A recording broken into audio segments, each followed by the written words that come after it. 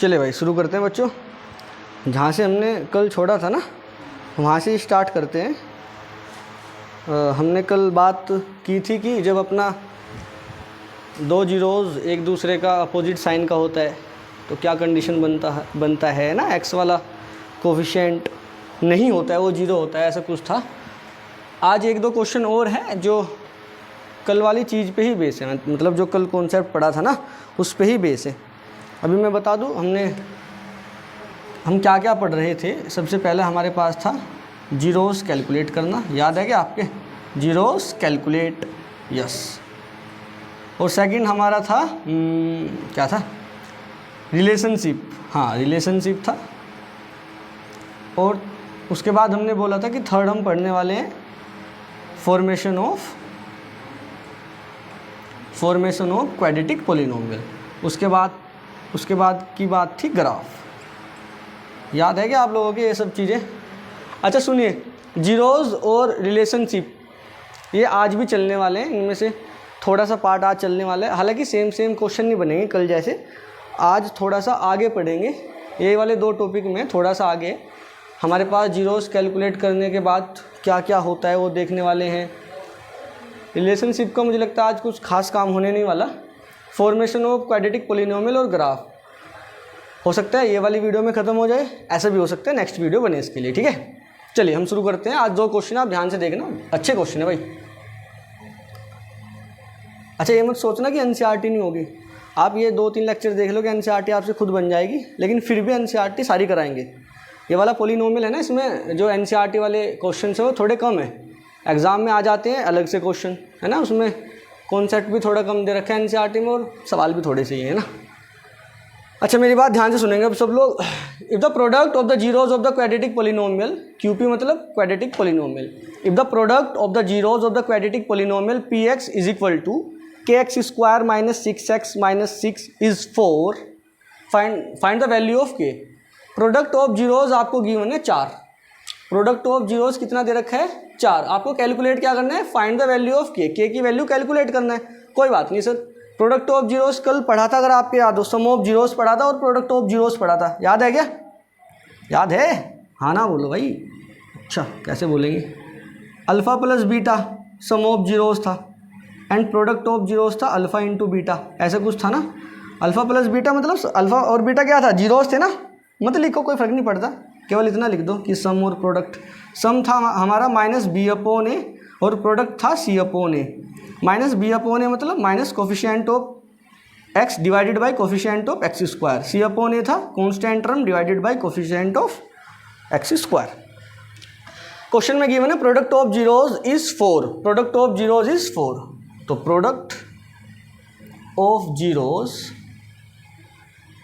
Is equal to 4। पहला solution कर रहे हैं, दूसरा भी करेंगे, दोनों सेम क्वेश्चन है भाई, सेम ही कॉन्सेप्ट पे बेस है। प्रोडक्ट ऑफ जीरोस कितना गिवन है? 4, ठीक है। हमें पता है सर प्रोडक्ट ऑफ जीरोस का मतलब होता है माइनस बी अपॉन ए, होता है ना, तो रखो माइनस बी अपॉन ए। सॉरी यार, सी अपॉन ए, गलती से मिस्टेक हो गई भाई, सॉरी, यही उम्र है कर ले। Product of zeros is equal to 4, that is C upon A. C upon A is equal to 4। C की वैल्यू चेक करके बताना कितना है। सर ये ए की वैल्यू है, ये बी की वैल्यू है, ये सी की वैल्यू। याद है एक्स स्क्वायर के मल्टीप्लाई में ए था, एक्स के मल्टीप्लाई में बी था और बचा हुआ कांस्टेंट हमने माना था। C upon a that is minus 6 divided by a is equal to k is equal to 4। आप लिख सकते हैं इधर इसको ए, इसको बी और इसको सी। समझ गए ना? आसान है भाई। C upon A is equal to 4, क्योंकि प्रोडक्ट दे रखा है 4। प्रोडक्ट का मतलब C upon A is equal to 4, C का मतलब माइनस 6 और ए का मतलब के। तो यहाँ से के कितना बन जाएगा? के इधर लेके जाएंगे, 4 इधर लेके आएंगे, अरे इसके नीचे 1 मान लो ना, क्रॉस मल्टीप्लाई करो, minus 6 multiply 1 is equal to 4 multiply के को डिवाइड में लेके आओ नीचे, माइनस 6/4 इज इक्वल टू के। तो के की वैल्यू क्या बन गई? यहाँ से के की वैल्यू बन गई सर, के की वैल्यू कितनी बन गई? हाँ 2 3 ज़ा 6, 2 2 ज़ा 4, 2 से डिवाइड कर देना। अरे यहाँ पे भी छोड़ देना, कोई दिक्कत वाली बात नहीं है। तुम्हें दिखाई दे रहा है क्या नीचे वाला? कभी पता लगे इधर उधर हो जाए। नहीं, एकदम क्लियर है भाई, -3/2। This is the answer of this question. Let's move on question number 2। ये वाला रफ कर दूँ क्या? हाँ, क्योंकि आएगा नहीं ना फिर क्वेश्चन नंबर 2 का सॉल्यूशन, ये मुझे रफ करना पड़ेगा। आइए भाई, क्वेश्चन नंबर 2 भी सेम है, ट्राई करो एक बारी आप लोग, एक बारी खुद से ट्राई करना। मुझे पता है नहीं करोगे, मैं भी नहीं करता था कोई बात नहीं। देखो, if the product of the zeros of the quadratic polynomial this, ये क्वाड्रेटिक पोलिनोमियल है, इसका प्रोडक्ट ऑफ जीरोज 3 गिवन है, find the values of the के की वैल्यू कैलकुलेट करना है। अरे कुछ नहीं है भाई, प्रोडक्ट ऑफ जीरोज रखो, -C/A is equal to 3, answer आ जाएगा। Solution number 2, product of zeros is given to you 3। Product of zeros means C/A is equal to 3। Here the value of C is K and the value of A is K minus 2 is equal to 3। आपको समझ में आ रहा है ना? ये वाली x² का multiply में A था, x के मल्टीप्लाई में B था, एंड देन कॉन्स्टेंट टर्म को हमने क्या बोला था? C। तो C/A that's mean C is equal to K and A is equal to K minus 2। Cross multiply करिए, छोटे बच्चों का काम रह गया। K is equal to 3, K minus 2, K is equal to 3 multiplied by K -3 2 6।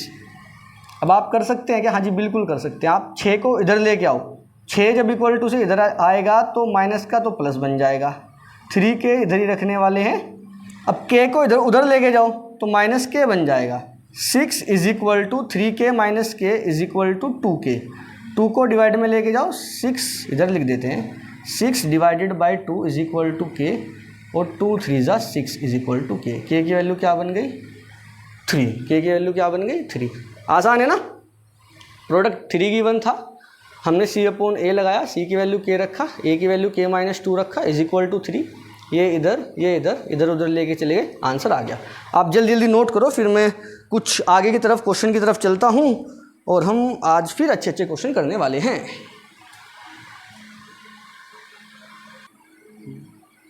चले भाई, शुरू करते हैं।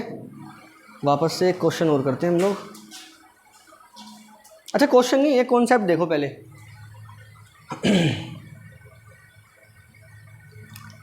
चलो, हमारे पास एक पोलिनोमियल है ax² + bx + c।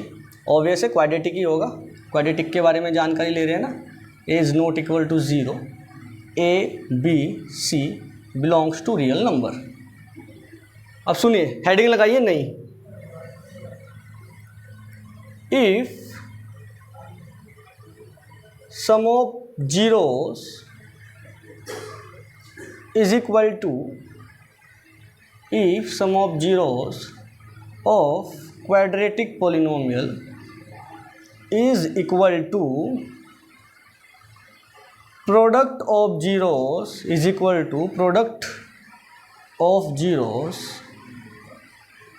if sum of zeros is equal to product of zeros of the quadratic polynomial, if sum of zeros of quadratic polynomial is equal to product of zeros of quadratic polynomial, तो क्या होगा? ध्यान से then क्या result आने वाला है वो हम पढ़ने वाले हैं कि अगर sum of zeros product of zeros के इक्वल हो जाए तो क्या कुछ होगा, वो देखने वाले हैं।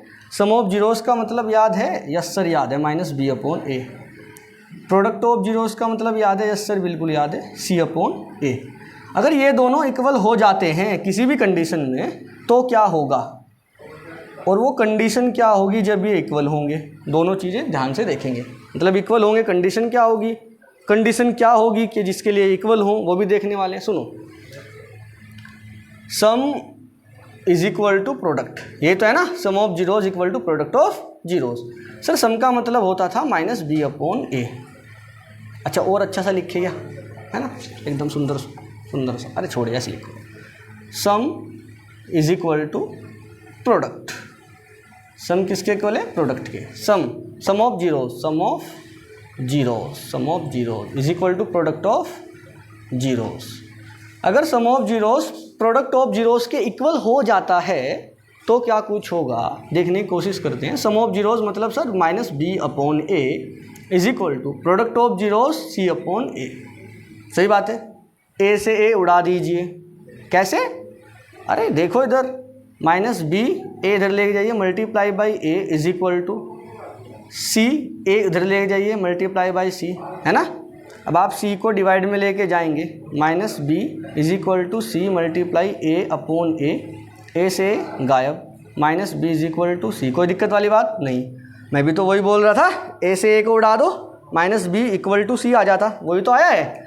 अब बी को भी उधर लेके चले जाओ आप, तो सी प्लस बी, बी उधर चला गया तो इधर क्या बचा? ज़ीरो। अच्छा इसको उल्टा करके लिख दे क्या थोड़ा ठीक तरीके से, b plus C is equal to zero. अब देखो ध्यान से ये क्या आ गया, अगर sum of zeros product of zeros of a quadratic polynomial are equal, अगर sum of zeros product of zeros equal होते हैं तो उस कंडीशन में तो कंडीशन क्या बनती है? b plus C is equal to zero होता है। इसका मतलब क्या सर? इसका मतलब ये है, b का मतलब क्या था? Coefficient of x, coefficient of x, ये रहा प्लस कांस्टेंट टर्म, दोनों को ऐड करके क्या आ जाता है सर? जीरो आ जाता है। ये कब आता है? ये जब आता है जब सम ऑफ जीरोस और प्रोडक्ट ऑफ जीरोस दोनों आपस में इक्वल होते हैं। तो आज के बाद याद रखना, इसके ऊपर एक क्वेश्चन भी करने वाले हैं कि अगर सम ऑफ जीरोस और प्रोडक्ट ऑफ जीरोस दोनों इक्वल हो जाते हैं तब क्या होता है? उस केस में b प्लस सी यानी coefficient of x and constant term दोनों का एडिशन जीरो के इक्वल बनता है। सही बात है, तो coefficient of x plus constant term zero के इक्वल बन जाता है। ये कब बनता है? जब sum of zeros and product of zeros equal होते हैं। आप ऐसा सोच सकते हैं कि जब दोनों b प्लस सी जीरो आ रहे होंगे तो उस कंडीशन में सम ऑफ जीरोस और प्रोडक्ट ऑफ जीरोस इक्वल रहे होंगे। बताओ ये वाली बात समझ में आएगी तुम्हारे? आसान है, इतना मुश्किल नहीं है। तो वापस से देख लो एक बारी कि अगर sum of zeros product of zeros आपस में दोनों इक्वल है तो क्या कंडीशन बनने वाली है। हमने चेक किया sir, sum of zeros equal to product of zeros रखते हैं, इस बात का मतलब minus B upon A equal to C upon ए से A cancel, minus B equal to C, B को उधर लेके चले गए, B plus C equal to zero, that is B plus C equal to zero बन जाता है अगर हमारा sum of zeros and product of zeros दोनों इक्वल हो जाते हैं। समझ गए क्या? हाँ जी समझ गए। आप नोट करिए फटाफट, फिर हम एक क्वेश्चन कराते हैं इसके ऊपर, है ना, तो थोड़ा और बेटर समझ में आएगा आप लोगों के। चले भाई, सेम कॉन्सेप्ट पे बेस एक क्वेश्चन है, आप लोग ध्यान से देखना प्लीज़। इधर देखिए आप लोग, we have if the sum and the product of the zeros of the polynomial px is equal to kx square minus 2x plus 3k is same, find the value of k। Quadratic polynomial है, yes sir quadratic polynomial है। Sum of zeros and product of zeros दोनों equal दे रखे हैं। हाँ जी equal दे रखे हैं। किसकी वैल्यू कैलकुलेट करना है अपने को? k की वैल्यू कैलकुलेट करना है। कोई बात नहीं, कर देंगे। उधर देखो, जब sum of zeros product of zeros के इक्वल होता है क्या उस केस में b प्लस सी जीरो बन जाता है? हाँ जी सर जीरो बन जाता है, अभी अभी पढ़ के आए हैं ना। Sum of zeros and the product of zeros of the quadratic polynomial are equal, that means b plus C is equal to zero, that is coefficient of x plus constant term is equal to zero. समझ गए? ठीक है, आप लोग कैसे करेंगे ध्यान से सुनना। मान लेते हैं क्वेश्चन पूछा गया ऑब्जेक्टिव में, एक नंबर में क्वेश्चन पूछा गया कि if the sum and the product, ये जो भी है इतना दे रखा है इक्वल है तो k की वैल्यू फाइंड कीजिए। अगर एक नंबर में पूछा गया तो आप तुरंत लगाएंगे b plus C equal to zero, answer इधर से आप निकाल लेंगे वैल्यूज़ रख के। अगर ये मान लेते हैं क्वेश्चन 2 या 3 नंबर में आया तो आप डायरेक्ट ये वाला फॉर्मूला, मतलब ये वाली चीज़ें थोड़ा ही लिख दोगे, b plus C equal to zero तो हो गया, है ना। क्योंकि आपका बोर्ड में ना स्टेप वाइज मार्किंग होती है, आपका ये वाले स्टेप का आधा नंबर, ये वाले स्टेप का आधा नंबर, ऐसे कुछ मार्किंग होता है। ठीक है, तो आपको डायरेक्ट नहीं करना है। अगर ये वाला आता है एक नंबर में तो आपको पता है ये वाली चीज़ होती है। और ये नहीं है कि केवल ये एक नंबर के लिए ही मैं आपको याद करा रहा हूँ, ये वाली चीज़ याद रखेंगे ना तो दिमाग में सेट हो जाएगा प्रोसीजर कि ये वाला क्वेश्चन, हाँ सम ऑफ जीरोस अगर प्रोडक्ट ऑफ जीरोस दोनों इक्वल होते हैं तो क्या कुछ होता है। तो दिमाग में अगर एक बार सेट हो गया तो आप वापस से पूरा का पूरा प्रोसीजर कर सकते हैं अपने आप ही। दोनों तरीके से करते हैं, ध्यान से देखिए। Sum and the product are equal, तो यहाँ लिखना if sum and product of zeros of quadratic polynomial are equal, then तब b plus C equal to zero होता है। ओके सर, b की वैल्यू चेक कीजिए, हमारे पास b की वैल्यू सर -2 है। ओके, सी की वैल्यू चेक कीजिए सर, हमारे पास 3k है, ओके इज इक्वल टू 0, 2 उधर लेके जाइए, 3k इज इक्वल टू 2, आप k की वैल्यू निकालिए सर 2/3, 3 से डिवाइड कर दो ना, यस आंसर आ गया, ख़त्म। थोड़ा फील आया ना कि sum of zeros product of zeros होता है, तो ऐसा कुछ हो जाता है। सर हम तो पूरे प्रॉपर तरीके से करेंगे, ठीक है भाई प्रॉपर तरीके से कर लीजिए। सम इक्वल टू प्रोडक्ट है, यस सर। सर सम का मतलब -b/a होता है, यस सर। प्रोडक्ट का मतलब c/a होता है, यस सर। a से उड़ाइए, -b = c, b को उधर लेके जाइए, c + b = 0, वही तो बन गया।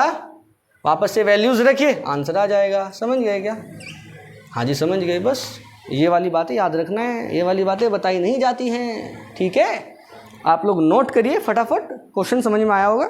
मुझे लगता है वापस से इसको बताने की ज़रूरत नहीं है, क्योंकि ये आसान क्वेश्चन है, दुनिया का सबसे ज़्यादा आसान क्वेश्चन यही होगा। जल्दी नोट करिए फटाफट, अगले क्वेश्चन की तरफ चलते अपन। चलिए नेक्स्ट हेडिंग डालिए आप।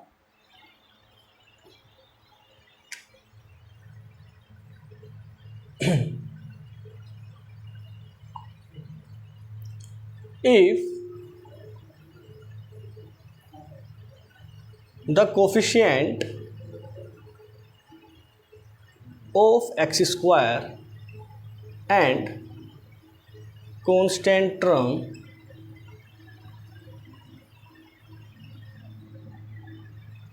of quadratic polynomial are equal, देखो अगर coefficient of x square and constant term of quadratic polynomial are equal, अगर ये इक्वल होते हैं, ठीक है। If the coefficient of x square and the constant term of quadratic polynomial equal,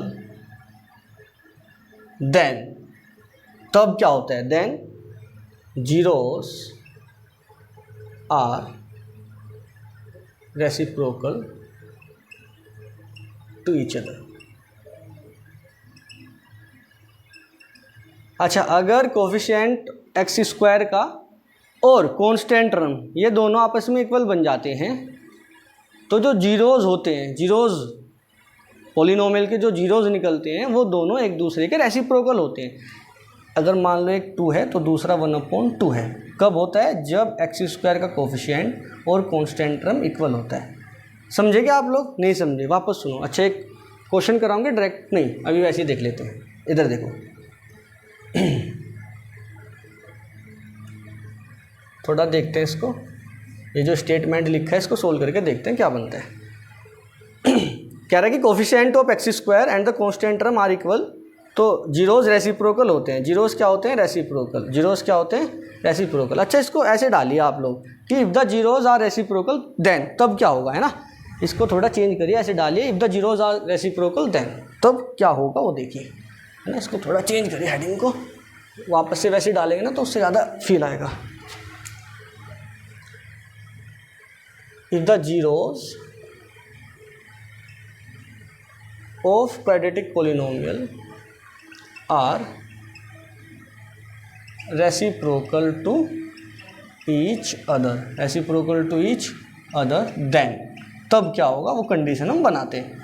जैसे पहले कंडीशन बनाई कि अगर sum of zeros and product of zeros of the quadratic polynomial are equal, then तब कंडीशन बनी थी। अब ये वाली कंडीशन बनाते हैं, the zeros of the quadratic polynomials sorry quadratic polynomial are reciprocal to each other, then तो क्या होगा। और इससे पहले वाले लेक्चर में क्या किया था, जब अपोजिट साइन के जीरोज आए थे तब क्या थी कंडीशन? कंडीशन ये थी कि एक्स वाला जो कोफिशिएंट है वो जीरो होगा। ये वाली कंडीशन बनाते हैं, थोड़ा इसको देखिए ध्यान से क्या होगा। चलो मान लेते हैं एक जीरोज अल्फा है, लेट अस अज्यूम दैट, इसका थोड़ा एक्सप्लेनेशन देखते हैं, मतलब इसका प्रूफ वगैरह जो भी कह सकते हो देख लो। मान लेते हैं एक जीरोज अल्फा है और दूसरा जीरोज क्या है? 1/α, एक दूसरे के रेसिप्रोकल है ना। Let us assume that one zero of the quadratic polynomial is alpha and the other one is 1/α। तो एक अल्फा ले लेते हैं और दूसरा 1/α ले लेते हैं, ऐसे लिख देते हैं ना, ठीक है। If the zeros of the quadratic polynomial are reciprocal to each other, मतलब एक अल्फा है तो दूसरा क्या है? 1/α। जब भी रेसिप्रोकल की बात आएगी तो खुद दिमाग में जाना, क्या जाना कि सर प्रोडक्ट ऑफ जीरोज लगाएं या सम ऑफ जीरोज लगा के देखें। सुनो सुनो सुनो, अगर रेसिप्रोकल है तो अगर मैं रेसिप्रोकल चीज़ों की मल्टीप्लाई करता हूँ तो क्या आंसर 1 आता है? हाँ जी 1 आता है, क्योंकि मल्टीप्लाई करके देखो अल्फा से अल्फा कट जाएगा तो आंसर कितना आएगा 1, यानी आंसर एक कॉन्स्टेंट टर्म आ रहा है। अगर रेसिप्रोकल की मल्टीप्लाई करते हैं हाँ जी, तो यहाँ से कुछ काम बन सकता है, बिल्कुल बन सकता है। इधर देखिए एक क्वाड्रेटिक कंसिडर कर लेते हैं पहली, एक ax² bx + c alpha multiply 1/अल्फ़ा, तो कितना आएगा सर? ये आ जाएगा 1। और ये क्या है? प्रोडक्ट। ये क्या है? Product of zeros. ये क्या है? Product of zeros. तो जब भी आपके पास रेसिप्रोकल होगा तो आप उनका प्रोडक्ट कर लेना। तो एक जीरोस हमने अल्फ़ा माना, लेट कर लेना, लेट अल्फ़ा एंड 1/अल्फ़ा आर द जीरोस। ये हमने जीरोस लेट कर लिए हैं, ठीक है। तो product of zeros equal to alpha multiply 1/अल्फ़ा, अल्फ़ा से alpha cancel equal to 1। Product of zeros होता है C/A, C/A is equal to 1। ए इधर लेके जाइए, C इक्वल टू A। ओहो ये क्या आ गया था, चेक करो। अगर जीरोस रेसिप्रोकल होते हैं किसी भी क्वाड्रेटिक पॉलिनोमियल के, उस केस में कंडीशन ये बनती है कि कांस्टेंट टर्म और कोफिशिएंट ऑफ x² दोनों इक्वल होते हैं। समझ गए ना आप लोग? इसको ऐसे भी लिख सकते हैं a - c is equal to 0, या फिर ऐसे लिख सकते हैं c - a is equal to 0। कैसे भी लिख लो। अगर c a के इक्वल है, मान लो 5 के इक्वल है, तो माइनस करोगे तो 0 ही बनेगा ना, है ना। तो कैसे भी लिख सकते हैं इसको। आप इसको ऐसे ही रहने दें, c इक्वल टू a, ये थोड़ा बेटर है। इधर देखो कि अगर रेसिप्रोकल जीरोस होते हैं, यानी एक अल्फ़ा और दूसरा 1/अल्फ़ा, तो उस केस में कंडीशन ये बनती है कि a इक्वल टू c होता है। इस बात का मतलब क्या ये है कि constant term is equal to coefficient of x²। हाँ जी सर यही है। तो ये वाली बात आप लोग याद रखना, नहीं भी याद रखोगे कोई दिक्कत वाली बात नहीं है, आप क्वेश्चन फिर भी करके लेके चले जाओगे, लेकिन याद रखोगे तो तुरंत आपके दिमाग में आइडिया आएगा, हाँ ऐसा हो सकता है भाई, बिल्कुल, है ना। ठीक है, एक क्वेश्चन करते हैं। आप लोग नोट करिए, फिर हम एक क्वेश्चन करते हैं। जल्दी फटाफट नोट करो, एक क्वेश्चन लिख देता हूँ मैं तब तक। चलो भाई सामने क्वेश्चन देखिए। अभी जो कॉन्सेप्ट किया है उसी पर बेस है। अभी ये कॉन्सेप्ट किया है, if the zeros are reciprocal then equal to c, है ना। चलो इधर देखो सॉल्यूशन। क्वेश्चन क्या है पढ़ो। If 1 zero of the quadratic polynomial this is reciprocal of other. ठीक है सर, अगर एक जीरो दूसरे का रेसिप्रोकल है तो बोला क्या है कि find the value of k। कोई बात नहीं, जब एक जीरो दूसरे का रेसिप्रोकल है तो दिमाग में आ जाना चाहिए उस केस में a इक्वल टू c होता है। हाँ जी बिल्कुल होता है a इक्वल टू c। अगर a इक्वल टू c होता है तो सर यहाँ से a उठाएंगे और c उठाएंगे, दोनों को आपस में इक्वल रखेंगे। हाँ जी रखेंगे, तो शायद k की वैल्यू निकल सकती है। हाँ जी कौन एकदम अप्रोच सही लगाया है, ऐसे ही हो जाएगा ये वाला क्वेश्चन। देखिए if 1 zero of the quadratic polynomial is reciprocal of other, लिखना if zeros are reciprocal of each other then, अच्छा ऑब्वियस है क्वाड्रेटिक की बात चल रही है, then a is equal to c। बिल्कुल सही है। थोड़ा यहाँ पे लाइन बना लूँ, है ना, क्योंकि फिर मैं सारा स्पेस कवर कर लेता हूँ ना, वापस से रफ करना पड़ेगा, तो थोड़ा लाइन बना के रहता है कि इधर इधर लिखना है ना। चलो भाई देखिए a equal to c, a कहाँ है अपना, a ये रहा, that is k² + 9 is equal to c। Sir ये रहा 6k, कोई दिक्कत वाली बात नो सर। k² 6k इधर ले गया, ये -6k 9 प्लस का ही है is equal to 0। Yes sir, थोड़ी आंखें खोलिए अपनी और ध्यान से देखिए। k² -6k plus it can be written as 3² is equal to 0। Yes sir, k² -6 को लिख सकते हैं 2 × 3 × k plus 3² is equal to 0। Yes sir, a² + b² -2ab, याद आया? यस सर याद आया। क्या बना, a - b का whole square that is k - 3 का whole square is equal to 0। नहीं याद आया? अरे आना चाहिए भाई। a² - 2ab + b² यानी a² + b² - 2ab is equal to a - b का होल स्क्वायर। समझ पा रहे हैं ना आप लोग? हाँ जी सर समझ पा रहे हैं। तो A square plus B square minus 2, A ये रहा, बी ये रहा, that is A minus B का होल स्क्वायर। के माइनस 3 का होल स्क्वायर का मतलब सर के माइनस 3 मल्टीप्लाई के माइनस 3, कल किया था ऐसा कुछ हमने। यस सर, इसको 2 नंबर का प्रोडक्ट मल्टीप्लाई, इस बात का मतलब या तो ये 0 रहा होगा या ये 0 रहा होगा। अगर ये 0 रहा होगा तो k minus 3 is equal to 0, that is k equal to 3। क्या यहाँ से भी के इक्वल टू 3 आएगा? यस सर, यहाँ से भी के इक्वल टू 3 आएगा। तो हम ये बोल सकते हैं कि के की वैल्यू हमारे पास आ गई 3। यस, डायरेक्ट बोल दे क्या? हाँ जी बोल दीजिए। तो यहाँ से के इक्वल टू कितना आ गया सर? के इक्वल टू आ गया 3। हमें यही कैलकुलेट करना था कि हाँ जी यही करना था, बस आंसर आ गया। समझ पा रहे हैं क्या आप लोग? हाँ जी बिल्कुल समझ पा रहे हैं। अच्छा सुनिए, आपके टीचर ने बोला कि अगर रेसिप्रोकल होता है तो इक्वल टू सी, ये कैसे आया बताओ?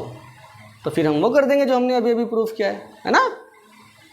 आप लोग समझ पा रहे हैं? हाँ जी, कैसे करेंगे? हम मान लेंगे लेट, दूसरा तरीका बता रहा हूँ है ना, अगर आपको आधा पेपर भरना है, लंबा लंबा करना है ना एकदम, लेट कर लेते हैं। Let alpha and 1 upon alpha are the zeros. उसने खुद कहा ना कि जीरोज़ रेसिप्रोकल है, दैट मीन्स एक अल्फ़ा और दूसरा आप मान सकते हैं 1 अपॉन अल्फ़ा। यस सर, तो जब भी जीरोज़ रेसिप्रोकल होते हैं तो हमें क्या याद रखना होता है सर? हमें प्रोडक्ट याद रखना होता है। Product is equal to C upon A. Product यानी alpha multiply 1 upon alpha equal to C upon A. Alpha से अल्फ़ा गायब, 1 आ जाएगा, सी अपॉन ए इधर लेके जाइए, ए इक्वल टू सी, है ना? बन गया ना ये वाला। बस इसके बाद आप ये वाला प्रोसीजर स्टार्ट करेंगे, दैट्स इट, ख़त्म। आप लोगों के समझ में आ रहा है ना ये वाली चीज़ें? आसान है भाई, क्वेश्चन बन जाते हैं। के की वैल्यू निकालने वाले क्वेश्चन ना बहुत बार बनते हैं, और अलग अलग कंडीशन दे के रखता है कि अगर ऐसा हुआ तो हम जितनी भी पॉसिबल कंडीशन है ना वो कर लेंगे, और जो इधर उधर दुनिया के कोने से क्वेश्चन आएगा उसको भी देखेंगे भाई, है ना? दिक्कत वाली बात नहीं है, सब होगा, टेंशन ना लो। एनसीईआरटी भी संभालेंगे। चलिए भाई एक क्वेश्चन कर ले, आसान से ये, पर एक चीज़ समझ में आ जाएगी आपके। 2x स्क्वायर पोलिनोमियल है आपके पास, एक quadratic. 2x square plus 5x plus 2 बोल रहा है find the zeros of the polynomial. अब आप बोलोगे सर इसमें क्या नई बात है, कल तो कराए थे आपने ऐसे क्वेश्चन कई सारे। हाँ जी बिल्कुल कराए थे। नई बात ये है, आप लोग ध्यान से देखिए, अपनी दिल की आंखें खोलिए और ध्यान से देखिए।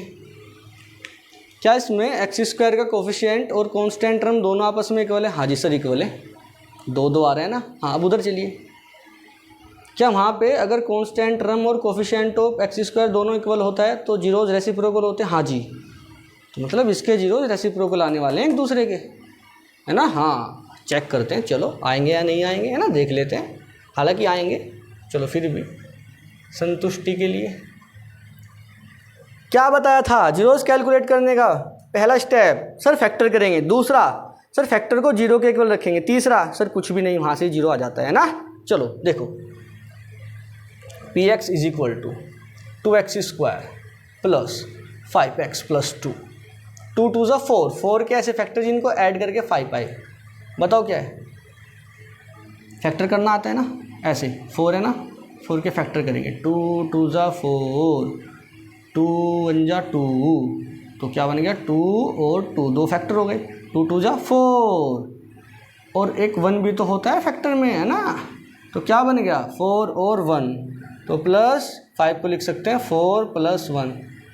अरे वो वैसे ही बताया, मुझे पता है तुम्हें पता होगा, ये तो आसान है।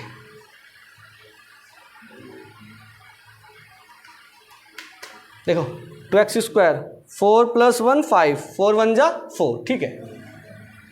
2x square plus 4x plus x, 4x इसकी इसमें करो plus x plus 2 is equal to, polynomial चल रहा है अपना, इधर से 2 कॉमन ले लीजिए और साथ में x भी कॉमन ले लीजिए। यहाँ से 2 बाहर आया, ये रहा, यहाँ से x बाहर आ रहा है, ये रहा। समझ में आ रहा है या नहीं?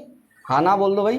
इधर बचा x प्लस, इधर क्या बचा है सर? 2 बचा है, प्लस यहाँ से और यहाँ से 1 कॉमन ले लीजिए, x प्लस 2 बचा है। अब ये चेक करो यहाँ से x प्लस, एक मिनट रुको बच्चों, एक मिनट। चलो भाई वीडियो रोकनी पड़ेगी थी यार, है ना, कुछ हो गया था। चलो देखते हैं हम कहाँ थे। हाँ, ये हमारे दोनों इक्वल थे ना, तो अभी इसके जीरोस कैलकुलेट कर रहे थे। इधर देखो, इधर से x plus two common, yes sir, x plus 2 common आ गया, इधर बचा 2x प्लस 1। एक बारी रिदम बिगड़ जाता है ना, फिर प्रॉब्लम होता है थोड़ा सा। चलो कोई बात नहीं, वापस से इधर देखिए, फैक्टर्स हो गए, यस सर फैक्टर्स हो गए। अब पुट करते हैं पॉलिनोमियल को 0 के बराबर, यस सर। तो x प्लस 2 पॉलिनोमियल बोल दो या फिर फैक्टर बोल दो, 2x plus 1 is equal to 0। दो नंबर का मल्टीप्लिकेशन 0, इस बात का मतलब या तो ये वाला नंबर 0 या ये वाला नंबर 0, यस सर। इस वाले नंबर को 0 के इक्वल रखिए, फिर इस वाले नंबर को 0 के इक्वल रखिए, वैल्यूज़ निकालिए। यहाँ से x की वैल्यू आ जाएगी -2, यहाँ से x की value 2x equal to -1, x equal to -1/2। Check करो, चेक कर, टन x की वैल्यू -2 और एक x की वैल्यू -1/2, यानी दोनों जीरोज़ क्या एक दूसरे के रेसिप्रोकल हैं? यस सर, एक दूसरे के रेसिप्रोकल हैं। अगर एक दूसरे के रेसिप्रोकल हैं तो ये तो हम बोल रहे थे, अगर x² का कोफिशिएंट और कांस्टेंट टर्म दोनों इक्वल हो जाता है, उस केस में दोनों जीरोज़ एक दूसरे के रेसिप्रोकल आते हैं। समझ गए क्या आप लोग? हाँ जी, बिल्कुल समझ गए, आसान था। ठीक है, नोट करो फटाफट, फिर और क्वेश्चंस करते हैं। चलिए भाई, कुछ और क्वेश्चन करते हैं, ध्यान से देखना। हमारे पास पोलिनोमियल है हमारा quadratic ax² plus bx plus c, a is not equal to 0, a b c are real number. अच्छा, अभी आप समझ गए होंगे ना, ये वाला तो ऐसा ही क्वाड्रेटिक होता है ना। अच्छा मेरी बात सुनिए, जो NCERT में है आपके पास है सम ऑफ जीरोज़, यानी alpha plus beta, alpha into beta, product of zeros and sum of zeros. मान लेते हैं इसके दो जीरोज़ है, एक तो अल्फ़ा और एक बीटा। ये वाले दोनों NCERT में गिवन है। अच्छा, कुछ चीज़ें NCERT में गिवन नहीं है, लेकिन वो बोर्ड में आ जाती हैं कभी कभी, वो पढ़ना भी ज़रूरी है। अल्फ़ा प्लस बीटा हम जानते हैं सर -b/a, और अल्फ़ा इंटू बीटा यानी प्रोडक्ट ऑफ जीरो जानते हैं c/a। ये अपना सम होता है, ये अपना प्रोडक्ट होता है। अब मेरी बात ध्यान से सुनना, थर्ड, ये तो पहला था, ये दूसरा था, अब ये तीसरा जो है NCERT में नहीं है। आपसे ऐसे भी तो पूछ सकता है वो कि सम ऑफ जीरोज़ दे रखा है, प्रोडक्ट ऑफ जीरोज़ दे रखा है, आपसे पूछ सकता है वो difference of zeros, alpha minus beta यानी डिफरेंस ऑफ जीरोज़। अब ये मत पूछना सर आपने बीटा माइनस अल्फ़ा क्यों नहीं लिखा, मैं बता रहा हूँ क्यों नहीं लिखा, मतलब लिख सकते हैं। अल्फ़ा माइनस बीटा का मतलब डिफरेंस निकाल रहे हैं ना जीरोज़ का, और बीटा माइनस अल्फ़ा का मतलब भी डिफरेंस, यहाँ भी डिफरेंस निकाल रहे हैं। और याद रहे, डिफरेंस हमेशा पॉजिटिव होता है, आंसर आप पॉजिटिव दोगे डिफरेंस का। मान लो मेरी एज 50 है, अरे नहीं ज़्यादा हो गया यार, मान लो मेरी एज 15 है और मेरे दोस्त की एज मान लो 18 है, तो हम दोनों की एज का बीच का डिफरेंस कितना है? तो आप बोलोगे सर 18 - 15 3 आ गया, है ना। तो अगर अल्फ़ा गिवन होगा, बीटा गिवन होगा, और आपको बोलेगा डिफरेंस निकाल लिए, तो आप बड़े वाले में से छोटे वाला माइनस कर देना। अगर आपको नहीं पता कौन सा बड़ा है कौन सा छोटा, तो बाहर लगा देना एब्सोल्यूट वैल्यू का साइन। एब्सोल्यूट वैल्यू आपको आंसर पॉजिटिव तो देता है। अगर आप 15 - 18 भी करोगे और बाहर एब्सोल्यूट वैल्यू का साइन लगाओगे, तो 15 - 18 प्लस की 3 देगा। समझ गए क्या? एब्सोल्यूट वैल्यू को मॉडुलस भी बोलते हैं। अच्छा, वो 11th 12th का पार्ट है, अभी आप एब्सोल्यूट से ही समझ लिए, है ना। इससे आप अपना काम चलाइए। इधर देखिए, आपको ऐसे भी तो दे सकता है, अल्फ़ा माइनस बीटा निकालिए हैं। अब इसको निकालने की कोशिश करते हैं, इसके जैसे हम कई सारे निकालेंगे।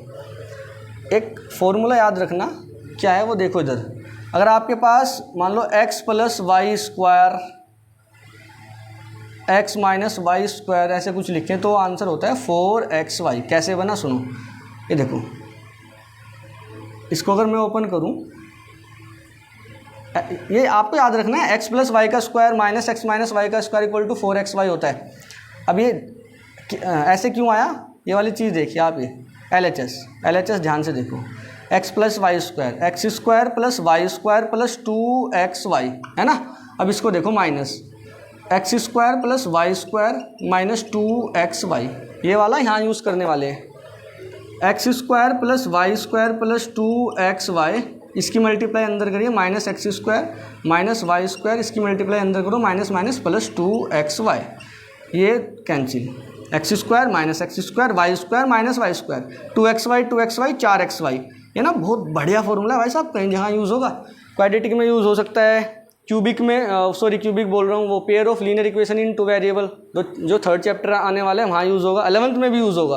तो इसको याद रखना, x प्लस वाई का square minus x minus y का स्क्वायर इक्वल टू 4xy होता है। यहाँ यूज़ करेंगे, ध्यान से देखना कैसे। अल्फा माइनस बीटा निकालना है, हाँ जी अल्फा माइनस बीटा निकालना है। अल्फा प्लस बीटा आपके पास है, हाँ जी। अल्फा इंटू बीटा है, हाँ जी। ये वाला फॉर्मूला उठाओ, अल्फा प्लस बीटा यानी x प्लस वाई, ये जो प्लस वाली वैल्यू है यहाँ से उठा के यहाँ रखेंगे, प्रोडक्ट वाली वैल्यू यहाँ से उठा के यहाँ रखेंगे और ये निकाल लेंगे x माइनस वाई। ईजी है ना। सम वाली वैल्यू यहाँ रखेंगे और प्रोडक्ट वाली वैल्यू यहाँ रखेंगे और माइनस वाली वैल्यू निकाल लेंगे, हाँ जी निकाल लेंगे। इधर देखो, अब इसको निकालने की कोशिश करते हैं। यस, हम जानते हैं अल्फ़ा माइनस बीटा का स्क्वायर, अल्फ़ा प्लस बीटा का square minus alpha minus beta का square is equal to 4 alpha beta.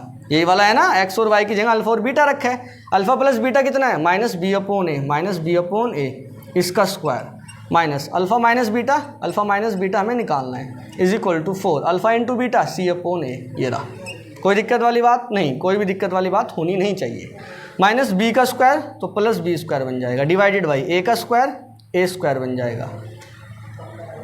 4ca इधर ले गए तो बन जाएगा माइनस 4ca, ये वाली वैल्यू उधर लेके जाओ तो प्लस की बन जाएगी भाई, अल्फ़ा माइनस बीटा का होल स्क्वायर। इधर ये माइनस था ना, हाँ जी माइनस था, तो उधर जाएगा तो प्लस बन जाएगा, हाँ जी। अब इसको थोड़ा एल्शियम वगैरह जो भी आप लेते हैं लीजिए, तो ए स्क्वायर आ जाएगा, कितना आ जाएगा ए स्क्वायर, तो ये अपना बी स्क्वायर माइनस 4 ए स्क्वायर आया ना, एक की कमी है, ऊपर मल्टीप्लाई कर दो, minus 4ac is equal to alpha minus beta का होल स्क्वायर। कोई दिक्कत वाली बात नहीं है। इसको लिखिए बी स्क्वायर माइनस के 4ac divided by A square. Square मतलब दोनों तरफ जब अंडर रूट लेंगे यहाँ पे अंडर रूट आ जाएगा और ये बन जाएगा अल्फ़ा माइनस बीटा। समझ गए क्या। अब ये मत बोलना सर अल्फ़ा माइनस बीटा आपने स्क्वायर हटाया, इधर अंडर रूट लिखा है तो आप प्लस माइनस की लिखिए। सही बात है, आपकी प्लस माइनस की लिख सकते हैं, लेकिन हम यहाँ पे प्लस ही लेंगे क्योंकि हम डिफरेंस निकाल रहे हैं और डिफरेंस हमेशा हम पॉजिटिव देंगे। आप चाहें तो इसके बाहर एब्सोल्यूट वैल्यू का साइन लगा सकते हैं, कोई भी दिक्कत वाली बात नहीं होगी। तो ये आपका आ गया अल्फ़ा माइनस बीटा। अगर आपको कभी अल्फ़ा माइनस बीटा यानी डिफरेंस ऑफ जीरोज़ निकालना हो तो आप डायरेक्ट निकाल सकते हैं। कैसे निकालेंगे, बी स्क्वायर माइनस के 4ac divided by A square. जब आप क्वाड्रेटिक इक्वेशन पढ़ेंगे तो इसका एक स्पेशल नेम होता है वहाँ पे, वो वहाँ पे ही बताएंगे क्या होता है बी स्क्वायर माइनस 4ac का। आप लोग याद रखना इसको कि जब अगर डिफरेंस ऑफ जीरोज़ निकालना हो तो क्या बन जाएगा सर, अल्फ़ा माइनस बीटा बन जाएगा बी स्क्वायर माइनस के 4ac divided by A square. ठीक है, एक क्वेश्चन करते हैं उसमें अल्फ़ा माइनस बीटा निकालने की कोशिश करते हैं, या फिर ऐसे कुछ और बता दूं। चलो पहले बता देते हैं, फिर क्वेश्चन एक साथ ही कर लेंगे ना। नोट करिए आप फटाफट। चलो भाई, अच्छा ये याद रखना अल्फ़ा प्लस बीटा ये रहा, अल्फ़ा इंटू बीटा ये रहा और अल्फ़ा माइनस बीटा ये रहा, B square minus 4ac divided by A square. इसको ऐसे भी लिख सकते हैं, B square minus 4ac under root A square को अंडर रूट से बाहर लेना, ए बन जाएगा। ठीक है, सही है, बिल्कुल यही बन जाएगा। अब ध्यान से देखना, ये भी हो गया, ये भी हो गया, ये भी हो गया। अब सुनो, आपसे ऐसा भी पूछेगा, वो क्या पूछेगा, फोर्थ डालो। आपसे पूछेगा, इसकी अलग हेडिंग बना लेना, मतलब अलग पेज पे लिख लेना ये सब। आपसे पूछेगा वो कि रेसिप्रोकल करो जीरोज़ को तब ऐड करके बताओ। मान लो जीरोज़ अल्फ़ा और बीटा है तो इनको रेसिप्रोकल करो और तब ऐड करके बताओ आंसर कितना आएगा। ठीक है, हम कर देंगे। अच्छा ये हम कर सकते हैं, अगर आपके पास जीरोज़ होगा तो आप दोनों का उल्टा करके ऐड कर देना, आंसर आ जाएगा। हाँ बिल्कुल आ सकता है, लेकिन अगर बड़ी एकदम बड़ी क्वाड्रेटिक पॉलिनोमियल दे दी, भारी भरकम कोफिशिएंट दे दिए, उस वाले केस में आप जीरो कहाँ से निकालते फिरोगे। पहले जीरोज़ निकालोगे, बड़े बड़े जीरोज़ आएंगे, उसके बाद उनका रेसिप्रोकल करोगे तब जाके ऐड करोगे, है ना। तो उससे बचने के लिए ही कर रहे हैं हम लोग। 1 upon alpha plus 1 upon beta को ऐड करना हो, या फिर ये बोल लीजिए, इसको दूसरी तरीके से ऐसे भी दे सकता है, बीटा इधर लेके जाओ चलो, अल्फ़ा इधर लेके जाओ चलो, अल्फ़ा इंटू बीटा।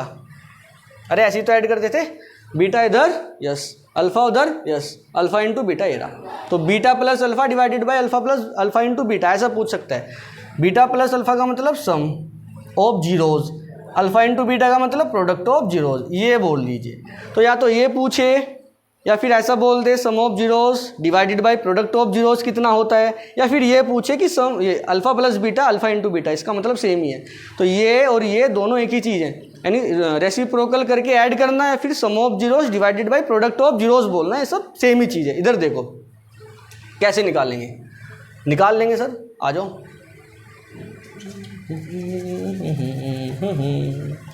हर घड़ी बदल रही है रूप जिंदगी।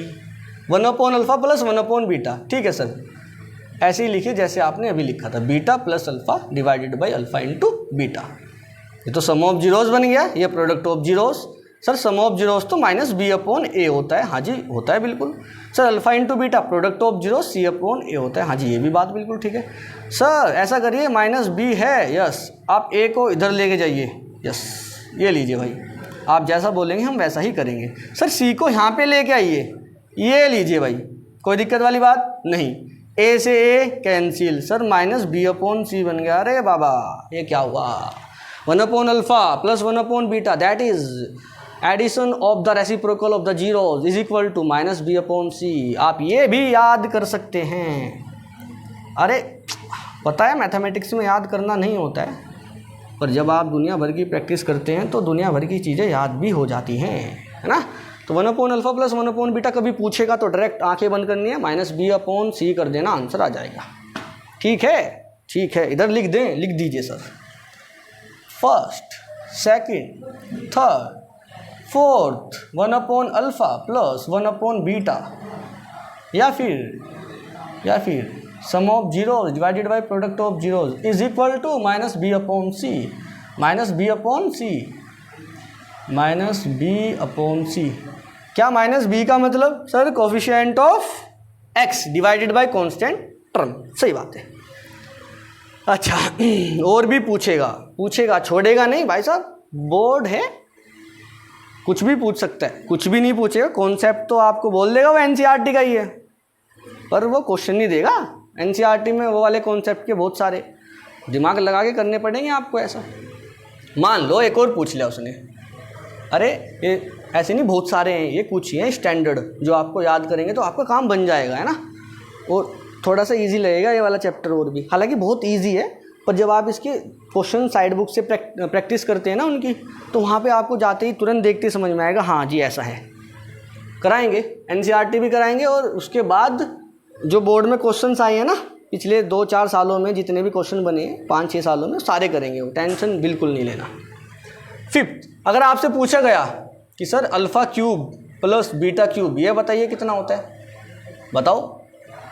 अच्छा इससे पहले एक बात और सुनो, ये नहीं निकालते पहले क्यूब तो आप डर जाओगे क्यूब देख के, है ना। फॉर्मूला पूछूंगा फिर मैं आपसे, फिर आप कहोगे सर ये तो 9th में पढ़ा था, और 9th हमने सही से पढ़ी ही नहीं।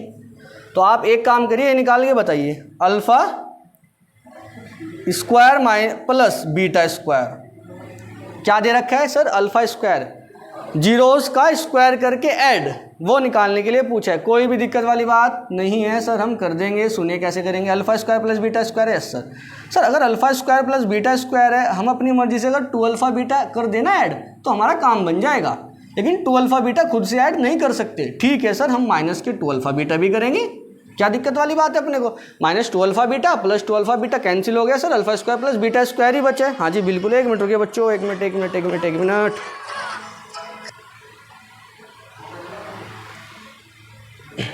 Alpha square plus beta square plus 2α beta minus 2α beta. आंखें खोलो दिल की और देखो, alpha square plus beta square plus 2α beta, it means alpha plus beta का होल स्क्वायर। अरे A square minus B square plus 2ab, yes sir. इधर minus 2α beta, yes sir, कोई दिक्कत वाली बात नहीं है। Alpha plus beta that is sum of zeros, ये रहा। Alpha into beta that is product of zeros, ये रहा। Alpha plus beta sum of zeros that is minus B upon A का whole square, minus 2 alpha into beta product of zero C upon A, ये बन गया minus B का square तो plus B square divided by A square, minus 2c upon A, LCM वगैरह A square, इधर B square, minus के 2, इधर ए है तो एक ए की कमी है तो ऊपर चिपकाएंगे ए सी, बन गया। Alpha square plus beta square अगर निकालने के लिए बोले तो लिखेंगे बी स्क्वायर माइनस के 2ac divided by A square, कोई दिक्कत नहीं है सर। ठीक है, हाँ जी ठीक है। इसको भी उठा के इधर लिख देना भाई, आप अपना नोटबुक में जहाँ भी कर रहे हैं। जब आप स्टार्ट करो ना चैप्टर स्टार्ट करने से पहले एक पेपर छोड़ दिया करो पूरा, इधर वाला और इधर वाला आ जाएगा ना, उस पर अपना वो वाले पूरे चैप्टर का जो टर्म इम्पोर्टेंट हैं जो आपको याद करना है वो लिख लिया करो। फिर जब आप वापस से रिवीजन करते हो तो तुरंत वो वाला पेपर इधर उधर करके 2-3 बार देखा करो, तो आपके समझ आ जाएगा चैप्टर के अंदर क्या क्या मामला है। सिक्स्थ, आपसे पूछ लिया alpha square minus beta square, फिर आप क्या करेंगे? सर कुछ नहीं करेंगे, हम ये करेंगे कि alpha square minus beta square अगर पूछा गया है तो सर हम -2 अल्फा प्लस 2 अल्फा बीटा करेंगे और -2 अल्फा बीटा करेंगे, ये कैंसिल, यही बन जाएगा। हाँ जी बिल्कुल, कोई दिक्कत वाली बात नहीं है। अच्छा सुनिए,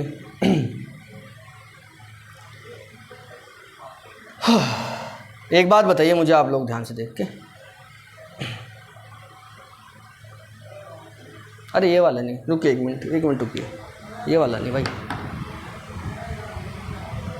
ये वाला नहीं।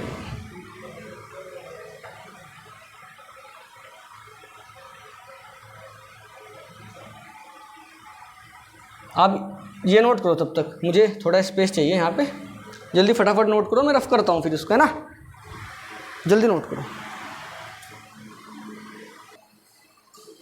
चलो बच्चा पार्टी, कितना काम रह गया आज का? आज का रह गया एक ये और एक क्वेश्चन, बस थोड़ा बैठे रहो, है ना। बड़ी वीडियो बन रही है, पर क्या करें भाई, बनानी पड़ेगी, ऐसा थोड़ा ही है 20 मिनट की वीडियो में ख़त्म कर दे पॉलिनोमियल, ध्यान से तो पढ़ना पड़ेगा। चलो sixth one is alpha cube plus beta cube. अब भाई थोड़ा सा देखो, याद आना चाहिए फॉर्मूला, तुरंत नहीं आ रहा है तो लिख लीजिए, कोई बात नहीं। X cube plus Y cube होता है X plus Y, X square plus Y square minus X Y. Ninth का है, याद कर लो। X cube minus Y cube होता है X minus Y, X square plus Y square plus X Y. जल्दी नोट करो फटाफट, फिर मैं रफ कर रहा हूँ। इधर देखिए, alpha cube plus beta cube, तो alpha plus beta, alpha square plus beta square minus alpha beta, ये रहा पहले वाला, है ना, लगा दिया अपने, देखो ध्यान से। अल्फ़ा प्लस बीटा का मतलब सर सम ऑफ जीरोस, ये रहा माइनस बी अपॉन ए, इधर रखिए माइनस बी अपॉन ए। चलो alpha square plus beta square minus alpha beta, alpha square plus beta square अभी निकाला था, हाँ जी निकाला था, कहाँ गया, ये रहा alpha square plus beta square अभी निकाला था, क्या बना था? B square minus 2ac divided by A square, ये बना था। ये रफ कर रहा हूँ भाई, स्पेस चाहिए, आपने नोट कर लिया होगा। चलो alpha square plus beta square की वैल्यू रखा, बी स्क्वायर माइनस के 2ac divided by A square, हाँ जी रखा, minus alpha into beta, product of zeros, क्या गिर गया? पेंसिल, ये लीजिए, अरे रुक जा भाई, रुक जा। Minus alpha into beta, sir ये रहा सी अपॉन ए। चलो थोड़ा कैलकुलेशन कर लेते हैं, माइनस बी अपॉन ए स्क्वायर आ गया एलसीएम, बी स्क्वायर माइनस के 2ac माइनस के ए की मल्टीप्लाई ऊपर कर देंगे ac। चलो तो ये बन गया माइनस के बी अपॉन ए, बी स्क्वायर माइनस के 3ac divided by A square, कोई दिक्कत वाली बात नहीं है। ऊपर माइनस के बी है, बी स्क्वायर माइनस के 3ac divided by A square multiply A की पावर 3, यहाँ पे छोड़ दीजिए या फिर बी के अंदर मल्टीप्लाई कर दो।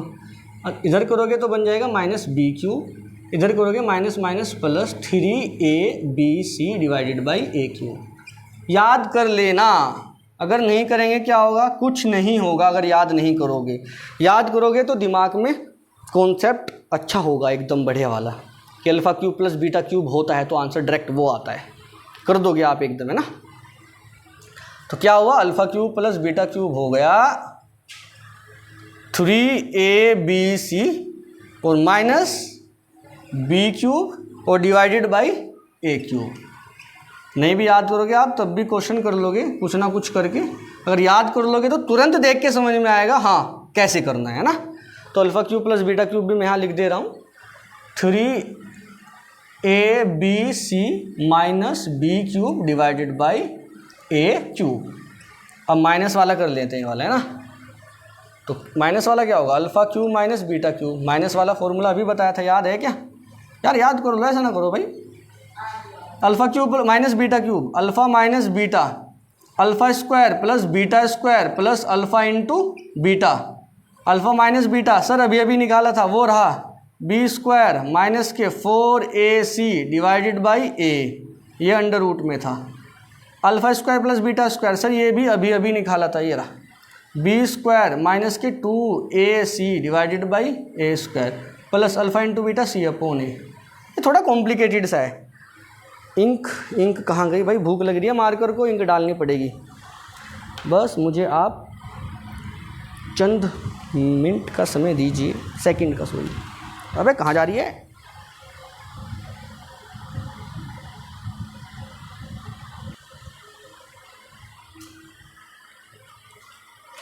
चलिए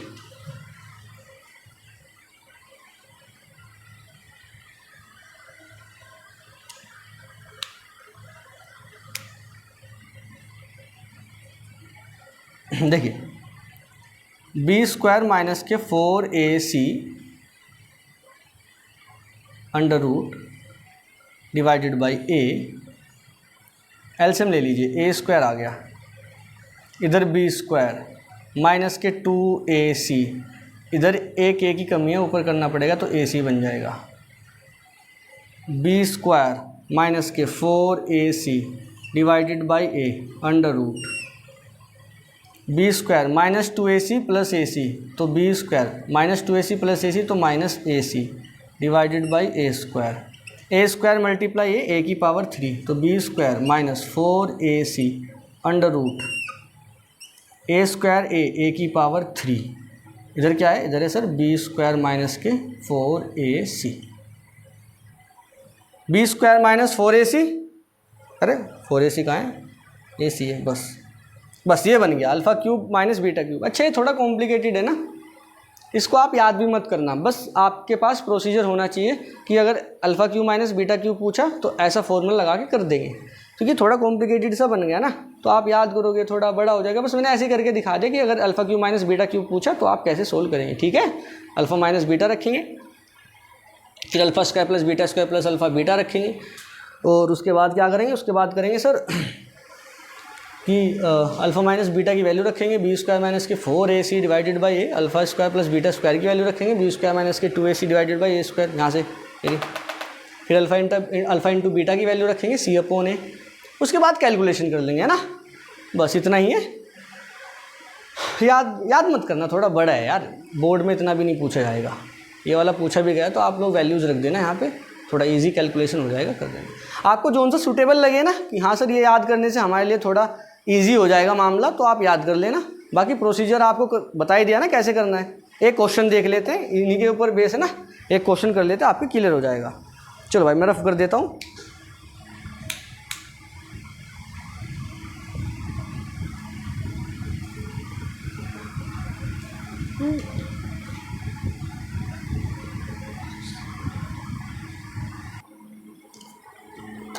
चलिए बच्चा पार्टी, एक क्वेश्चन है अपना, इसको सोल्व करते हैं। दो पार्ट है, देखिए बारी बारी से इसका टाटा बाय बाय करेंगे।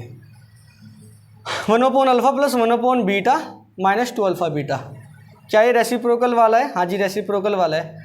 क्या ये यहाँ से sum of zeros product of zeros का वो बनता था रेशियो? हाँ जी बनता था, लिख रखा है हमने। हाँ जी, और ये रहेगा 1/अल्फ़ा प्लस 1/बीटा माइनस b/c, तो डायरेक्ट करें, yes minus b/c minus 2 alpha beta मतलब c/a, प्रोडक्ट ऑफ जीरोस है ना। हाँ जी, बस कुछ नहीं है। अब अपना b का वैल्यू चेक कीजिए आपके पास। अरे मैं क्वेश्चन पढ़ना भूल गया क्या देखो, if alpha and beta are the zeros of the quadratic polynomial, this ये क्वाड्रेटिक पोलिनोमियल है, इसके जीरोज एक अल्फा है एक बीटा है। आपको ये वाली वैल्यूज कैलकुलेट करना है। यहाँ से और यहाँ से आपने देखा, वहाँ से उठाया, यहाँ पे रखा। b सर ये तो हमारा एक्स स्क्वायर के आगे 1 लगा है, ये तो हमारा a है, ये हमारा b है, ये हमारा c है। तो b की वैल्यू सर -5 है। अब यहाँ पे रखिए -5, ये माइनस पहले से ही लगा हुआ है, आपने b की वैल्यू -5 रखा, डिवाइडेड बाय c की वैल्यू, सर c की वैल्यू 4 है, यहाँ पे रखिए 4 -2, c की वैल्यू सर c की वैल्यू 4 है, डिवाइडेड बाय a की वैल्यू सर 1 है। बस हो गया काम आपका। इधर देखिए minus minus plus 5 divided by 4 minus के 4 2 ज़ा 8 डिवाइडेड बाय 1। अब थोड़ा इसको करिए, 4 आ गया एलसीएम, इधर 5 माइनस 8 चौक 32, थोड़ा बताओ कितना आएगा। 32 - 5 करो, अरे 32 माइनस 5 करो 27, कितना बचेगा -27 डिवाइडेड बाई 4। समझ गए क्या? हाँ जी समझ गए, ये आंसर। कुछ है भी इसमें यार, वो अगर आपने ध्यान से देखा होगा तो तुरंत ख़त्म हो जाएगा। ठीक है, चलो इधर देखिए वाला, अल्फ़ा की पावर 4 बीटा की पावर 3, अल्फ़ा की पावर 3 बीटा की पावर 4। अल्फ़ा की पावर 3 बीटा की पावर 3 कॉमन ले लीजिए, है ना। अल्फ़ा की पावर 3 बीटा की पावर 3 कॉमन ले लो। यहाँ से अल्फ़ा की पावर 3 बाहर आया, एक अल्फ़ा बच गया। बीटा की पावर 3 बाहर आ गया, कुछ नहीं बचा, प्लस यहाँ से अल्फ़ा की 3 बाहर, ठीक, बीटा की पावर 3 बाहर, तो एक बीटा बचा। समझ गए क्या? अरे समझ रहे हो क्या आप लोग? बीटा की पावर 3 बाहर आया, यस, अल्फ़ा की पावर 3 बाहर आया। यहाँ पे 4 थे, एक 3 बाहर आ गए, एक रह गया। यहाँ पे ये वाले 3 थे तो ये ऑलरेडी बाहर आ चुका, 4 थे, 3 बाहर, एक बचा। अल्फ़ा इंटू बीटा है ना, अल्फ़ा इंटू बीटा की पावर पूरे की पावर 3 भी लिख सकते हैं, अल्फ़ा प्लस बीटा, कोई दिक्कत वाली बात नहीं है। Alpha into beta product of zero that is C/A पूरे की power 3, alpha plus beta minus B/A, ये बन गया। ये रुक जाओ, एक मिनट, चलिए वैल्यू रख दीजिए फटाफट। सी की वैल्यू चेक कर लीजिए, थोड़ा और सोल्व कर लेगा। अरे रहने दो, वैल्यू रख। तो सी की वैल्यू है 4 ये क्या, 4। ए की वैल्यू है 1 की पावर 3, माइनस बी की वैल्यू है -5, -5 रखोगे, एक माइनस ऑलरेडी है तो प्लस बन जाएगा, और ए की वैल्यू है 1। 4 की पावर 3 64, मल्टीप्लाई 5, मल्टीप्लाई करिए, इसका हाफ कर दो, आंसर आ जाएगा। आपको पता है क्या, जब 5 से मल्टीप्लाई करते हैं ना, तो जिस नंबर में 5 से मल्टीप्लाई करते हैं उसका हाफ करके 10 से मल्टीप्लाई कर दो, आंसर आ जाएगा। अरे 64 में 5 की मल्टीप्लाई करो, 64 का हाफ 32, 32 में 10 से गुना करो 320, खत्म। ये इसका आंसर, ये इसका आंसर। और कराऊँ क्या? इधर ही देख लो, है ना, क्या कराऊँ इसमें। अल्फ़ा प्लस बीटा आप निकाल लोगे, इसका अल्फ़ा इंटू बीटा निकाल लोगे, अल्फ़ा माइनस बीटा भी आप, ये वाला क्वेश्चन आया तो वैल्यूज रख देना यार। अरे अब आपके सामने आप लोग कर लोगे। ठीक है, चलो ख़त्म करते हैं, आज की कहानी यहीं पे समाप्त होती है। गर्मी बहुत है, पापा जी पंखा उठा के लेके यार, गर्मी भरपूर है, और हमारा फ़ैन भी जा चुका। रात के बजे हैं, क्या टाइम हुआ है, रात के बजे हैं 11, और हम घर से पंखा उठा के लेके आए थे दूसरे वाले घर में तो अभी अभी पापा जी आए थे कि भाई वीडियो वगैरह अपनी बाद में देखियो, हमें सोना है, हमारा पंखा दे। कि वो थोड़ा जहाँ सोते हैं वहाँ पंखा नहीं है, खुले में सोते हैं वो लोग। चलो भाई, आज की वीडियो यहीं पे ख़त्म करते हैं, बच्चा पार्टी, और कल फिर मिलेंगे हम आपके साथ। मुझे लगता है ये वाले क्वेश्चन तो काफ़ी हो चुके हैं, NCERT में तो उतने होंगे भी नहीं, मतलब है ही नहीं। और हम कल पढ़ने वाले हैं वो थर्ड वाला क्या था, फॉर्मेशन करेंगे क्वाड्रेटिक पॉलिनोमियल का, और उसके बाद हम पढ़ेंगे ग्राफ, और उसके बाद NCERT सारी की सारी, और उसके बाद कुछ बेहतरीन क्वेश्चन और भी ज़्यादा। तो मुझे लगता है 1 2 लेक्चर, 2 या 3 नहीं जाएंगे, 2 में ही ख़त्म करेंगे। 2 काफ़ी हो गया पॉलिनोमियल में, 2 या 3 मैक्सिमम। अगर ये सारा पढ़ लोगे तो बस बोर्ड में कोई दिक्कत वाली बात नहीं है, हो सकता है सेम क्वेश्चन आ जाए। चले भाई, टाटा बाय बाय।